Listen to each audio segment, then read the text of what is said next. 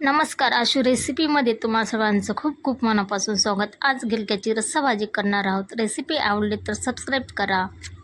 रेसिपीला सुरुवात करूया. इथे मी पावशेर गिलकी घेतलेल्या आहेत. 1 वाटी मुगाची डाळ घेतलेली, स्वच्छ धुवून घेतली आहे. कोथिंबीर घेतलेली बारीक चिरलेली, 1 टोमॅटो घेतलेला आहे, लसणाची पेस्ट घेतलेली, जिरं घेतलेलं आहे, लाल चटणी घेतली, हळद घेतलेली, गिलके बारीक चिरून घेतलेले आहेत. गॅसवर गरम करायला कढई ठेवलेली आहे. त्यामध्ये 3 पळी तेल टाकायचं आहे. तेल छान गरम झाले की त्यामध्ये जिरं टाकूया. जिरं छान तडतडलं की त्यामध्ये लसणाची पेस्ट टाकूया.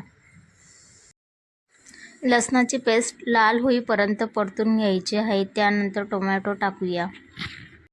टोमॅटो लालसर होईपर्यंत परतायचे आहेत. त्यानंतर पाव चमचा हळद टाकूया. गिलके टाकूया. ह्यामध्ये मुगाची डाळ टाकूया. त्यानंतर 1 चम्मच लाल चटणी, चवीपुरता मीठ टाकायचं आहे. आता संपूर्ण मसाल्यांमध्ये मिक्स करून घेऊया. तेल सुटेपर्यंत परतून घेऊया. यामध्ये घालूया कोथिंबीर. हे बघा, भाजी तेल सुटेपर्यंत परतली गेलेली आहे. यामध्ये घालूया गरम पाणी. 1 ग्लास पाणी घातले आहे. यामध्ये गरम पाणी घालायचं. गरम पाणी घातल्याने भाजी निचळ लागत नाही. रस्स्याला छान अशी उकळी येऊ देऊ. यावर झाकण ठेवूया. भाजी शिजली गेली, डाळ पण शिजली गेली. वा, काय मस्त भाजी अशी तयार झाली आहे. आपली इथे गिलकीची भाजी तयार झाली आहे. गरमागरम भाकरीसोबत, चपातीसोबत सर्व करूया.